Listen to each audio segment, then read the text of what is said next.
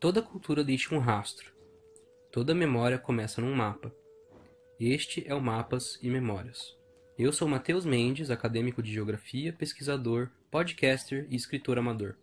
E neste podcast vamos explorar as histórias, os territórios e as tradições que moldaram o nosso mundo.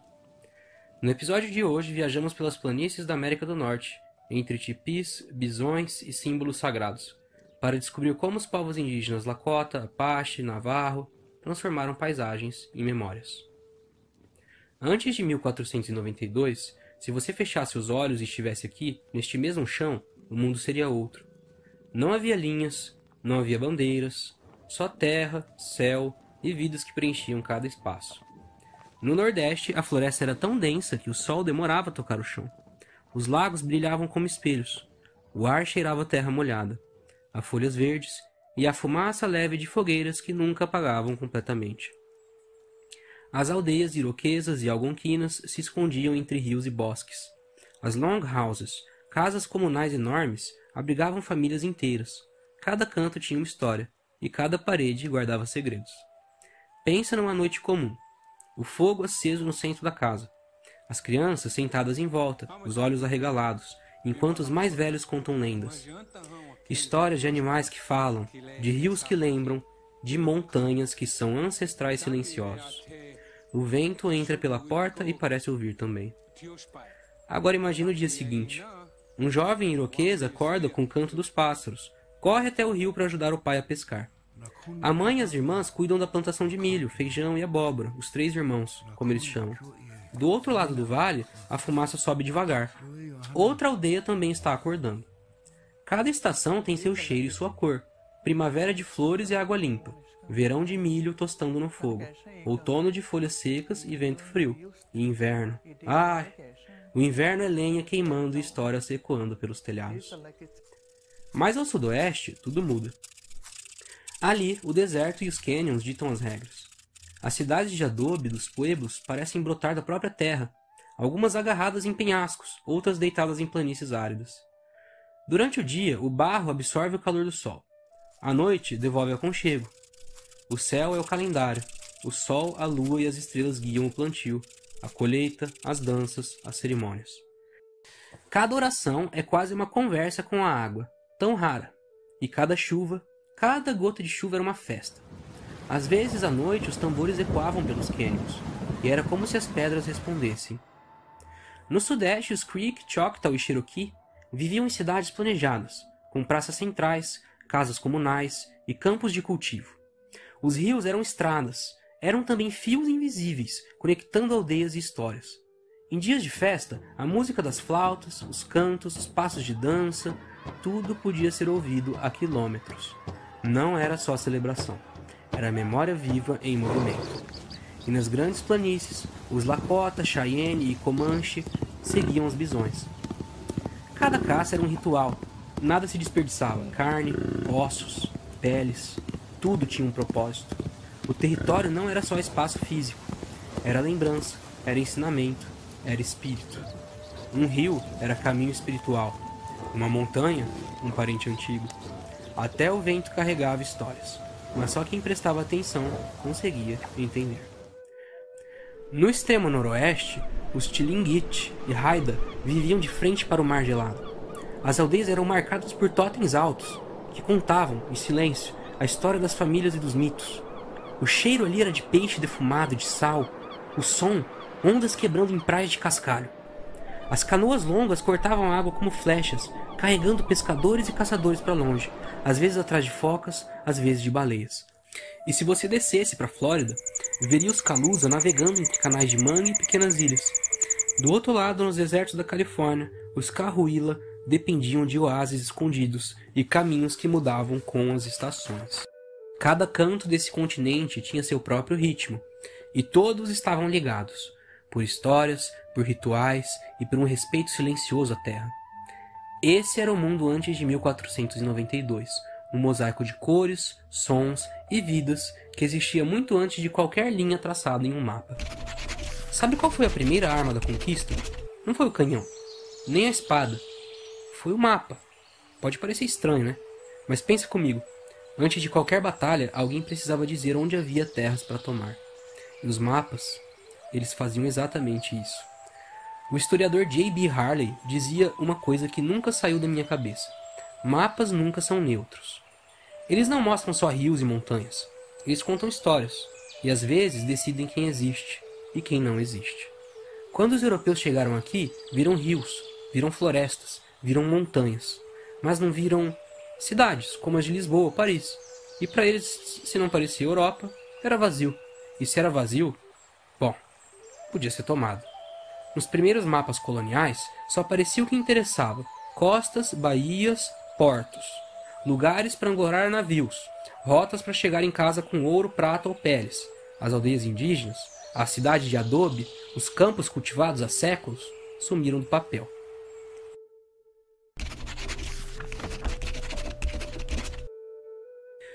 Foi assim que nasceu a ideia de Terra Nullius, a tal terra de ninguém. Se não tinha igreja, muralha ou arado europeu, então não tinha dono. Mas tinha, né? Cada curva de rio, cada trilha na floresta, cada pedra carregava séculos de história. Eles só não falavam a língua dos mapas europeus. Eu gosto de imaginar a cena em uma corte europeia. Um cartógrafo abre um grande mapa em pergaminho. Mostra linhas que descem pela costa atlântica. Aqui, vazio. Ali, vazio também. Um diplomata sorri. Ótimo. São terras livres para o rei. Livres? Não. Cheios de gente. Gente que simplesmente desapareceu no papel. Um exemplo clássico é o mapa de John Smith, de 1612, mostrando a Virgínia. Ele coloca os rios com perfeição, marca Jamestown com destaque, mas muitas aldeias algonquinas nem aparecem, e se não aparecem, não existem para quem decide o futuro dessas terras. Outro caso é o dos franceses no Vale do Mississippi. Eles desenhavam as rotas dos rios, os fortes e postos de comércio, mas ignoravam os vilarejos nativos ao redor. Era como se fossem invisíveis.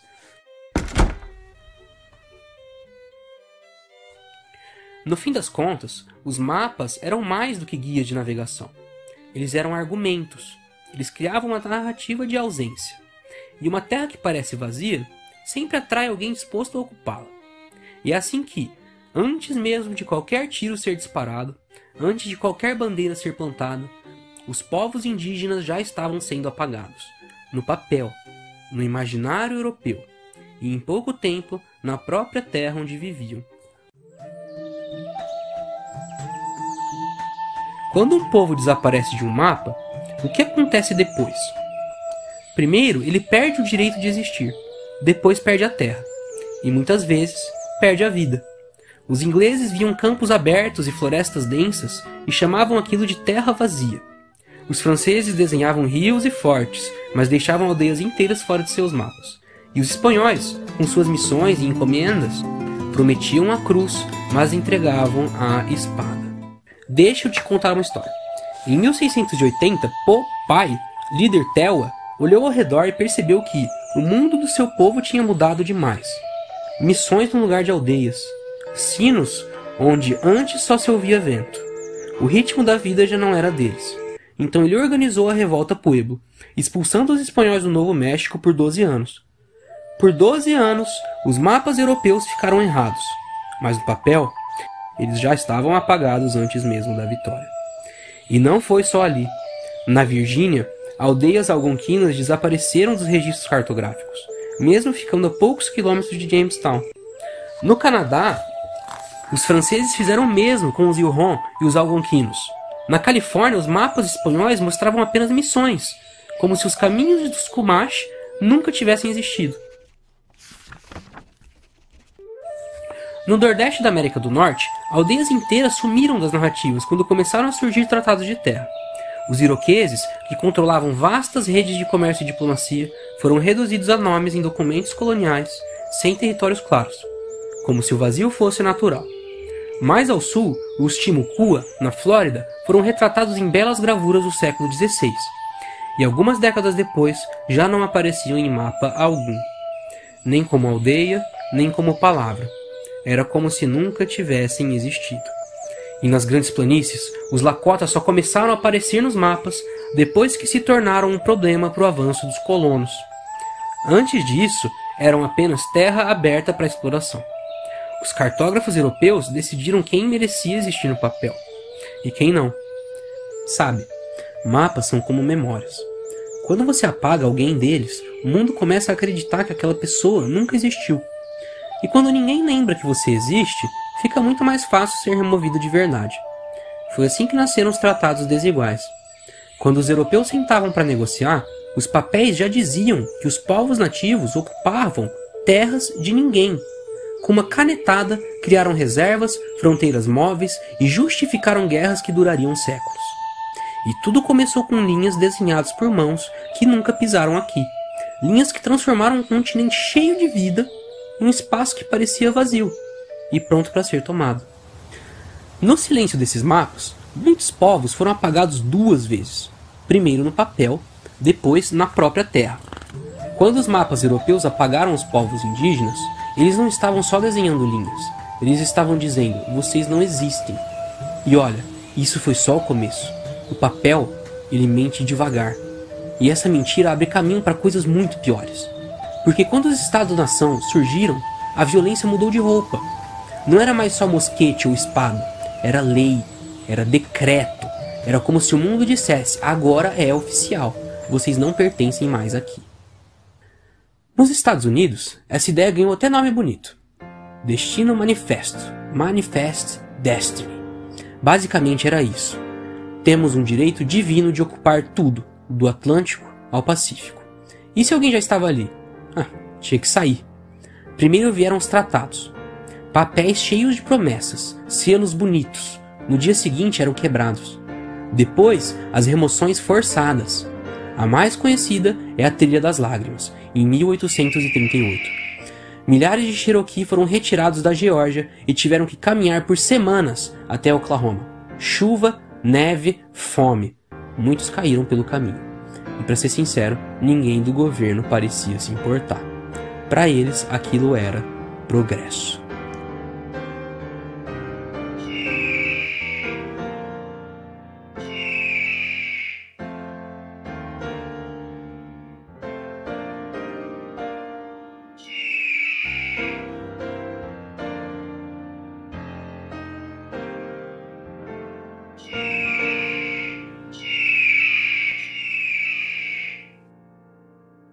No Canadá foi diferente, mas não menos cruel. As escolas residenciais indígenas eram, como eu digo, um jeito de matar devagar. Levaram crianças à força, proibiram que falassem suas línguas, que rezassem como seus avós. Quem desobedecia era punido, e muitas nunca voltaram para casa. Durante décadas, o país fingiu que isso nunca aconteceu. Mais ao sul, na Argentina, o governo criou algo chamado Campanha do Deserto. Um nome que parece inofensivo, né? Mas foi uma guerra aberta contra os Mapuche e Ranqueles. Morreram, foram expulsos e suas terras viraram fazendas e ferrovias. No Chile, os Mapuche resistiram como puderam. Viraram lenda, mas acabaram confinados a cantos pequenos, longe dos rios e florestas que guardavam suas histórias.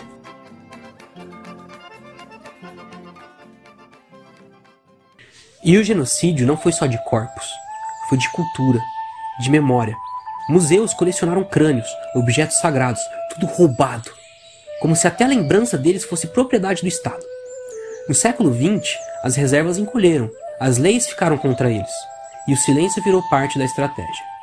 Sabe, quando a gente fala em genocídio, muita gente imagina explosões, guerras rápidas, mas esse foi lento, silencioso, burocrático.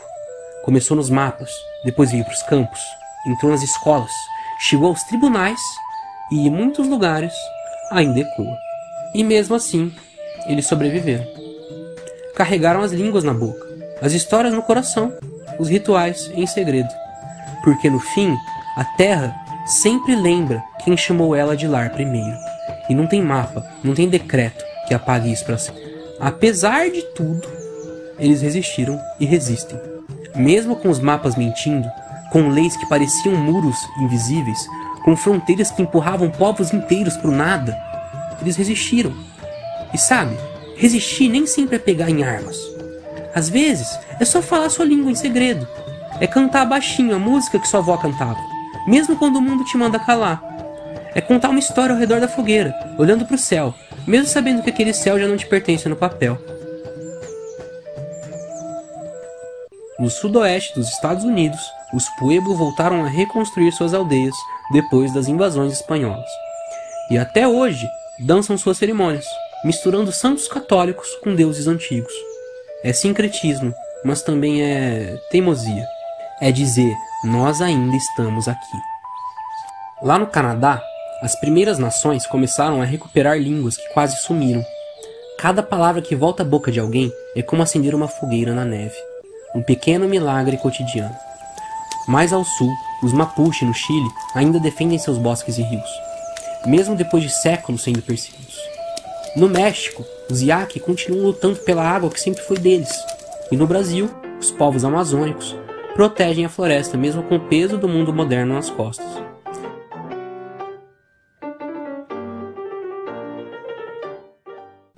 Cada festa, cada canto, cada ritual, escondido ou público, é um ato político. Sobreviver virou resistência. E com o tempo, esses atos pequenos começaram a crescer.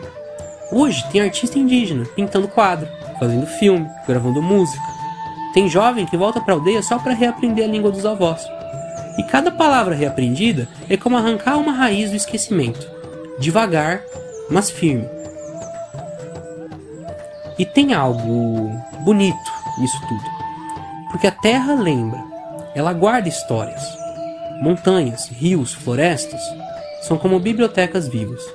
Se você parar e ouvir, parece que elas sussurram. Falam dos que vieram antes, dos que caminharam ali mesmo quando o mapa dizia que era terra vazia. Sobreviver não foi só físico, foi espiritual, foi cultural. Cada cesto tecido, cada colar feito, cada criança aprendendo seu nome de verdade é uma vitória. Pequena talvez, mas uma vitória. E no fim, resistir não é só sobreviver, é existir em silêncio, até o mundo ter que ouvir de novo, porque as raízes são profundas, mesmo quando parecem adormecidas, e cedo ou tarde elas florescem. A terra lembra, sempre lembra, e nenhum mapa, nenhuma fronteira vai apagar isso para sempre.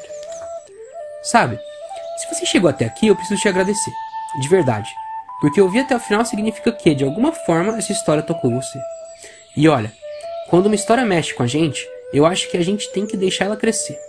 Tem que continuar caminhando por ela. Então deixa eu te sugerir algumas leituras. Livros que me ajudaram muito a montar esse episódio e que, sinceramente, podem abrir ainda mais portas na sua mente. Se você lê em português, começa por A Queda do Céu, de Davi Copenaua e Bruce Albert. É forte, é intenso, é quase como ouvir a própria floresta falar.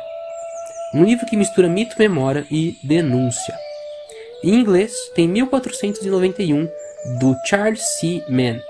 Esse é um daqueles livros que você lê e pensa, nossa, porque ninguém me contou isso antes. Ele mostra a América antes de Colombo, como ela realmente era. Cheia de cidades, redes de comércio, rituais, histórias, e não o vazio que os mapas europeus inventaram. E se você quiser mergulhar a fundo mesmo, procura An Indigenous People's History of the United States, de Roxane Dunbar Ortiz. É direto, é crítico e desmonta as versões oficiais que a gente aprende na escola. Também recomendo a coletânea de diversos pesquisadores publicada pela EDUSP, intitulado História da América Latina. Com 10 volumes, a série aborda a história da América Latina desde antes do redescobrimento de Colombo até os dias atuais, com pesquisadores renomados de diversas instituições de ensino prestigiadas do Brasil, América Latina, Europa e América do Norte. Claro, tem muitos outros. No site do podcast eu vou deixar uma lista mais completa para quem quiser continuar essa caminhada. Agora, posso te pedir uma coisa? Se você gostou desse episódio, me ajuda a espalhar. Fala dele para um amigo, compartilha nos grupos, marca nas redes sociais. Porque olha, projetos independentes como esse só crescem quando as pessoas que acreditam neles empurram junto. Eu também tô no YouTube, com versões em vídeo dos episódios, cheias de mapas, imagens e animações históricas. O nome do canal de vídeos e cortes é Mapas e Memórias Podcast. O link está nas nossas redes e na descrição do podcast. No Instagram e TikTok tem cortes, curiosidades e bastidores. @mapas_e_memórias sem acento _podcast. No Twitter o arroba é igual e teremos postagens de threads educativas com temas que dialogam com os episódios. E se você quiser apoiar ainda mais, tem o meu Patreon e o apoio direto pelo site. Lá, além de ajudar o projeto a continuar, você recebe conteúdos extras, mapas comentados, PDFs e trechos inéditos dos livros que estou escrevendo. Ah, sim, os livros. Eu estou escrevendo uma série. O primeiro é um compêndio cultural dos povos indígenas da América do Norte. Mistura história, geografia e memória. Se esse episódio te prendeu, imagine isso num livro completo, com mapas, ilustrações e fotos históricas. Eu quero muito que vocês vejam. E para fechar, eu queria te deixar com uma imagem. Toda vez que você olhar para um mapa, lembra que cada linha, cada espaço vazio tem uma história. Um povo, um rio, um espírito. Os mapas, eles mentem. Mas a Terra não. A Terra lembra, sempre. E quando existir alguém contando essas histórias, enquanto existir alguém ouvindo, nada vai estar realmente apagado. Este foi o primeiro episódio do podcast Mapas e Memórias, o mundo antes de 1492. Se você gostou do projeto, então até quinta-feira às 22 horas, onde teremos o primeiro episódio do nosso bloco de geopolítica atual. O mundo que joga, geopolítica do esporte. Na próxima terça voltaremos ao bloco dos povos indígenas da América do Norte, com o episódio 3 do podcast Mapas e Memórias, intitulado Terra Nudos, a Terra de Ninguém.